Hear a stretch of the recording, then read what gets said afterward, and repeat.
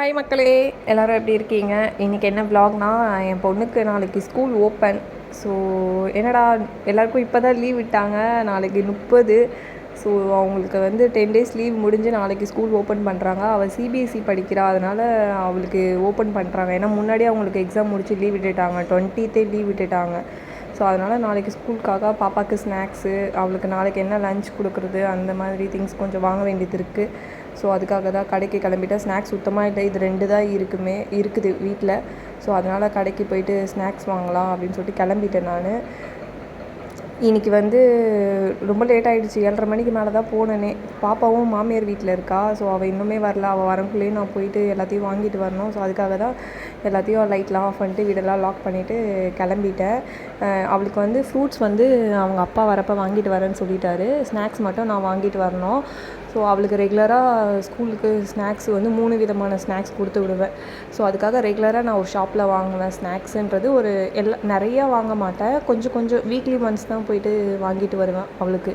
So கொஞ்சம் கொஞ்சம் 50, எல்லாத்துலேயும் 50 சொல்லிட்டு வாங்க போயிட்டேன். இதுதான் நான் ரெகுலராக வாங்குகிற ஷாப்பு.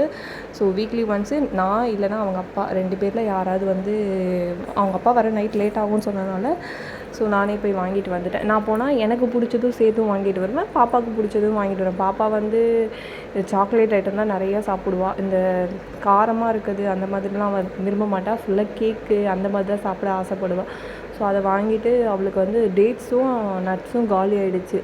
ஸோ வீட்டில் இருந்தால் சாப்பிடுவா, இருந்தாலும் ஸ்கூலுக்கு போனால் அது ப்ராப்பராக சாப்பிட்டு வருவாள். வீட்டிலனா நம்ம ரொம்ப அவளை கட்டாயப்படுத்தி கொடுக்குற மாதிரிக்கு இருக்கும். ஆனால் ஸ்கூலுக்கு போயிட்டு வந்தால் எல்லாமே சாப்பிட்டு வந்துடுவாள். நான் என்ன கொடுத்துக்கிறேன்னா அது எல்லாமே லஞ்சிலேருந்து எல்லாமே ஃபினிஷ் பண்ணிட்டு வந்துடுவாள்.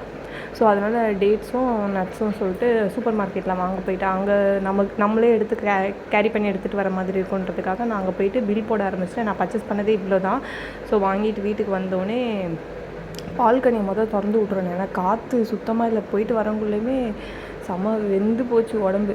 ஸோ அப்புறம் ஸ்நாக்ஸ் வாங்கிட்டு வந்தேன். ஸ்நாக்ஸு, ப்ரெட்டு எல்லாமே வாங்கிட்டு வந்துட்டேன். ஏன்னா அவள் மார்னிங் வந்து சாப்பாடு ஊட்டினா சாப்பிட மாட்டாள். ஸோ ப்ரெட்டில் வந்து கிசான் ஜாமு இல்லைனா பீனட்டு அந்த ஜாம் அந்த மாதிரி போட்டு கொடுத்தா அவள் சாப்பிட்டு போயிடுவாள் மார்னிங்கு. ஏன்னா பால் குடிச்சிட்டு 8:15 8:30க்கெலாம் ஸ்கூலில் இருக்கணும். ஸோ குழந்தை காலையிலே சாப்பாடு எப்படி ஊட்டுறது, தோசையும் ஊட்டினாலும் சாப்பிட மாட்டாள். ஸோ அதனால் இந்த ப்ரெட்டு வந்து கொஞ்சம் பெட்டராக இருக்கும். ஆனால் ரெகுலராக தர மாட்டேன், என்னைக்காவது ஒரு நாள் தான். ஸோ இதை தான் வாங்கிட்டு வந்தேன். பாதாம், முந்திரி, அப்புறம் பிஸ்தா, திராட்சை, டேட்ஸு, ப்ரெட்டு, பீனட், அந்த பட்டரு, ஸோ அந்த இது கேக்கு, ஒரு கேக் பீஸ் வாங்கிட்டு வந்தேன். அப்புறம் வந்து நேந்திரப்பழ சிப்ஸு, அப்புறம் ஓம்பொடி மிக்சரு, சம்திங் ஒரு 2-3 ஐட்டம் அவளுக்கு பிடிச்சது வாங்கிட்டு வந்தேன். அவள் ஸ்கூல் கொடுத்து விட்டால் கம்பல்சரி சாப்பிட்டு வந்துடுவாள்.